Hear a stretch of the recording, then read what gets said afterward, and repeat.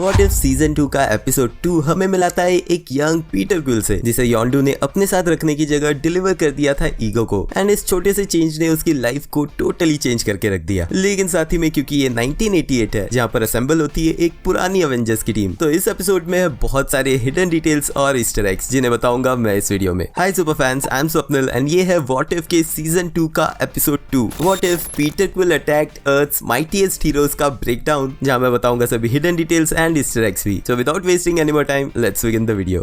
तो ये एपिसोड शुरू होता है एक यंग पीटर क्विल के अर्थ पे 1988 में लैंड होने से। एंड ये एग्जैक्ट ईयर है जिस साल योंडू ने पीटर क्विल को अबडक्ट किया था उसके फादर ईगो के लिए। अब इस रियलिटी में योंडू का हृदय परिवर्तन नहीं हुआ और उसने पीटर क्विल को खुद के पास रखने की जगह उससे दे दिया ईगो को। एंड ईगो ने एक यंग पीटर क्विल को बहुत ही जल्दी मैनिपुलेट कर लिया, जहाँ पर उनकी पहली मुलाकात में ही ईगो उसका वॉकमैन म्यूजिक प्लेयर डिस्ट्रॉय कर देता है। डोंट वरी, उसे एक नया इस एपिसोड के एंड तक मिल जाएगा। अब इस वॉकमैन को वो डिस्ट्रॉय करके एक एनर्जी बॉल बनाता है जिसे वो उसे कैच करवाता है। ऐसा ही सेम हमने एमसीयू के टाइमलाइन में guardians of the Galaxy volume 2 के इस सीन में देखा था। अब ईगो अपने प्लान को बताते हुए पीटर को एग्जैक्टली वही एक्सपेंशन की विजन दिखाता है जो उसने एमसीयू टाइमलाइन के पीटर को भी दिखाई थी। अब पीटर क्विल अर्थ पे पहुंचता है उसी पॉड में जो हमने वॉल्यूम 2 में ईगो के पास देखा था। जब इस पॉड को प्लेन्स हिट करते हैं तो वो क्रैश लैंड होता है न्यूयॉर्क में, जहाँ बैकग्राउंड में म्यूजिक हम सुन सकते हैं 1980s का। यही same music guardians of the Galaxy movies में मल्टीपल टाइम्स यूज किया गया है, क्योंकि पीटर के म्यूजिक प्लेयर में जो कैसेट्स थी वो उसकी मदर ने 1980s के पॉपुलर सॉन्ग से ही रिकॉर्ड कर रखी थी। ये पॉड क्रैश लैंड करता है ग्रैंड सेंट्रल स्टेशन के सामने। ये वही सेम लोकेशन है जहाँ अवेंजर्स असेंबल हुए थे 2012 में, जिसके बाद हम डिज्नी प्लस के हॉकाई शो में यहीं पर अवेंजर्स के नामों के फ्लैग भी देख चुके हैं। अब पीटर क्विल जब एंटर करता है तो उसने वही सेम टी शर्ट पहना हुआ है जो उसने एमसीयू की टाइमलाइन में पहना था उसके एब्डक्शन के टाइम। अब क्योंकि पीटर ईगो के कंट्रोल में होता है इसलिए वो यहाँ पे भी डिस्ट्रक्शन करने लगता है। अब जैसे इस एलियन पावर का वर्ल्ड को पता लगता है तो उस टाइम का वर्ल्ड जो अभी भी कोल्ड वॉर में था वो अग्री करते हैं और यूनाइट होते हैं एक टीम फॉर्म करने के लिए। एंड क्योंकि ये 1988 है तो हॉवर्ड स्टार्क और पैगी कार्टर अभी भी जिंदा है। इनफैक्ट यही दोनों करंट प्रोजेक्ट के हेड है जिसका नाम है प्रोजेक्ट पेगासस। पेगासस जिसका फुल फॉर्म है potential energy group alternate sources United states. ये प्रोजेक्ट शील्ड, नासा और यूनाइटेड स्टेट्स एयरफोर्स मिलकर चला रहे थे टेसरेक्ट की पावर हार्नेस करने के लिए, जिसे हम कॉमिक्स में और कैप्टन मार्वल मूवी में भी देख चुके हैं। इस प्रोजेक्ट की लीडर थी डॉक्टर वेंडी लॉसन जो एक्चुअल में एक क्री थी एंड उसी के नाम पे कैरल डैनवर्स का नाम कैप्टन मार्वल पड़ा है। 1989 में मार्वल की डेथ के बाद ये प्रोजेक्ट बंद कर दिया गया था, लेकिन फिर शील्ड ने इसे फिर से शुरू किया था जिसे टोटली खत्म करना पड़ा लोकी के 2012 में अवेंजर्स मूवी के डिस्ट्रक्शन के बाद। अब एक यंग पीटर क्विल को देख के हॉवर्ड स्टार्क और पैगी जब डिस्कस करते हैं तो हॉवर्ड मेंशन करता है अपने बेटे को और पैगी कहती है कि टोनी काफी अच्छा है। ऑफ कोर्स हॉवर्ड स्टार्क का बेटा टोनी स्टार्क है जो आगे चल के आयरन मैन बनेगा। बट यही दोनों है जो मिलके असेंबल करते हैं अवेंजर्स की टीम, जिसमें सबसे पहले मेंबर हैंक पिम को हॉवर्ड कॉल करता है। 1980s में हैंक पिम ओरिजिनल एंटमैन था जो हम कॉमिक्स और एमसीयू की टाइमलाइन से भी जानते हैं। यहाँ वो बैठा होता है अपनी बेटी होप वैन डाइन के साथ। इस टाइमलाइन में भी जैनेट मर चुकी है एंड एमसीयू की टाइमलाइन में हैंक ने होप को बोर्डिंग स्कूल में डाल दिया था। बट यहाँ पर हॉवर्ड के कॉल के बाद वो उसे भी अपने साथ ले जाता है बेस पे। इस बेस का लुक बाहर से सिमिलर दिखता है जैसा हमें अवेंजर्स एंड गेम के टाइम ट्रैवल वाले सीन में देखने मिला था। यहीं पे हैंक मिलता है अपनी टीम के सेकंड मेंबर बिल फॉस्टर एके गोलायत से। अब कॉमिक्स और एमसीयू में बिल फॉस्टर हैंक का ओल्ड पार्टनर और राइवल रहा है, जिसके पास हैंक के सिमिलर पावर्स है लेकिन वो ग्रो होता है गोलायत की तरह। यहाँ पे उसके कॉस्ट्यूम का स्टाइल मैच किया गया है कॉमिक्स से, बस उसका कलर चेंज है। यहीं पे एंट्री करता है तीसरा member T'Chaka as first Black Panther, जिसे आके हॉवर्ड स्टार्क ग्रीट करता है और उसे थैंक्स करता है उसके फादर के कंट्रीब्यूशन के लिए। एंड यस, फाइनली हमें सुनने मिलता है कि कैप्टन अमेरिका को उसकी शील्ड कैसे मिली। यहाँ भी सेम कॉमिक्स की तरह टचाका के फादर ने ही वाइब्रेनियम डोनेट किया था जो मैंने गेस किया था मेरे ट्रेलर ब्रेकडाउन में। इस वीडियो के बाद वो वीडियो जरूर चेकआउट करना, चेक करने के लिए कि इस एपिसोड से रिलेटेड कितनी चीजें मैंने सही बताई और कितनी गलत। ऑल्सो हॉवर्ड यही मेंशन करता है कि वो शील्ड अब आर्कटिक में खो चुकी है, यानी कि एमसीयू के सिमिलर कैप्टन अमेरिका यहाँ भी आर्कटिक में क्रैश लैंड हुआ है। नेक्स्ट मेंबर एंट्री करता है विंटर सोल्जर जो आया है रशियंस की तरफ से। अब उसे कहा जाता है वर्ल्ड्स डेडली असैसिन, जिसने एमसीयू की टाइमलाइन में तो हॉवर्ड स्टार्क और मारिया यानी कि टोनी के पेरेंट्स को मारा था। एंड जैसे मैंने ट्रेलर ब्रेकडाउन में गेस किया था यहाँ पर उसकी पुरानी मेमोरीज उसके पास नहीं है। पैगी और हॉवर्ड इमीडिएटली उसे रिकॉग्नाइज कर लेते हैं कि वो फॉर्मर हाउलिंग कमांडो का मेंबर है, यानी कि बकी बार्न्स जिसे उन्होंने खो दिया था। इस सीन में background music same captain America the winter soldier वाला यूज किया गया है। और लास्ट मेंबर के रूप में उन्हें ज्वाइन करती है वेंडी लॉसन, लेकिन यहाँ पर उसके पास कैप्टन मार्वल की पावर्स नहीं है। इनफैक्ट उसने टेसरेक्ट की पावर को यूज करके अपनी शिप को सुपर पावर्ड बना दिया है। और साथ ही में उसके पास है एक क्री यूनिफॉर्म जहाँ वो मेंशन करती है कि ये स्टार फोर्स की यूनिफॉर्म है जिसे हम कैप्टन मार्वल में देख चुके हैं। अब उसके प्लेन के थ्रू वो सब पहुंचते हैं उस लोकेशन पे जहाँ पीटर क्विल है, यानी कि ब्रुकलिन में एक फेयर में। पीटर यहाँ फेयर में देखता है टॉयज रकून जो रेफरेंस है रॉकेट रकून का, लेकिन साथ ही में अगेन उसकी सेलेस्टियल पावर सब चीज डिस्ट्रॉय करने लगती है। यहाँ पर बिल फॉस्टर और हैंक पिम का बैंटर होता है कि कौन ज्यादा बड़ा है, जहाँ पर ब्लैक पैंथर उन्हें रोकता है। ऐसा ही सिमिलर इंटरैक्शन हुआ था एमसीयू के बिल फॉस्टर और स्कॉट लैंग के बीच, जहाँ पर होप वैन डाइन ने उन्हें रोका था। तो ये उसी चीज का रेफरेंस था। अब ये सभी मिलकर पीटर को रोकने की कोशिश करते हैं, बट वो उन सब पे भारी पड़ता है। इसी फाइट में जब वेंडी लॉसन आसमान से गिर रही होती है तो गोलायथ जाइंट मैन बन के जंप करता है और उसे बचाता है। इस सीन में बैकग्राउंड म्यूजिक चेंज हो जाता है अवेंजर्स की थीम म्यूजिक का, हिंट करते हुए कि यही है इस यूनिवर्स के अवेंजर्स की टीम। बट जब पीटर क्विल इन सबको मारने वाला होता है तब एंट्री होती है थॉर की, जहाँ वो एक लाइटनिंग ब्लास्ट से पीटर को हिट करता है। थॉर की इसी लाइटनिंग स्ट्राइक से ईगो का कंट्रोल ब्रेक हो जाता है और पीटर क्विल अपने होश में आता है, जहाँ वो थॉर को कहता है कि उसे देख के उसे लगा कि वो वैन हेलन है। वैन हेलन रियल वर्ल्ड में 1973 का एक अमेरिकन रॉक बैंड था एंड पीटर उसी का रेफरेंस दे रहा था। फिर इस बेहोश पीटर को पकड़ के वापस लाया जाता है उनकी फैसिलिटी में, जहाँ उसे लॉक किया जाता है उसी सेम केज में जहाँ 2012 की अवेंजर्स में लोकी कैद था। यहाँ थॉर सभी अवेंजर्स को ईगो का एक्चुअल प्लान बताता है, जहाँ एमसीयू टाइमलाइन के सिमिलर ही अपने सीडलिंग की मदद से जो उसने अर्थ पे मिजूरी में प्लांट किया था, वैसे ही सीडलिंग्स की मदद से वो इस पूरे यूनिवर्स पे एक्सपेंशन करना चाहता है। इनफैक्ट पीटर की वजह से वो ये सब कुछ बाकी यूनिवर्स जैसे कि जोतनहाइम और अस्गार्ड पे ऑलरेडी कर चुका है। अब जब थॉर उन्हें वो सीडलिंग दिखाता है तो होवर्ड स्टार्क कहता है कि why don't we shove this down the garbage disposal. ये exact same dialogue Tony Stark ने इन्फिनिटी वॉर में कही थी। जब टोनी को पता चला थैनोस के इन्फिनिटी स्टोन्स कलेक्शन के प्लान के बारे में, तब उसने टाइम स्टोन को लेके यही कहा था डॉक्टर स्ट्रेंज से।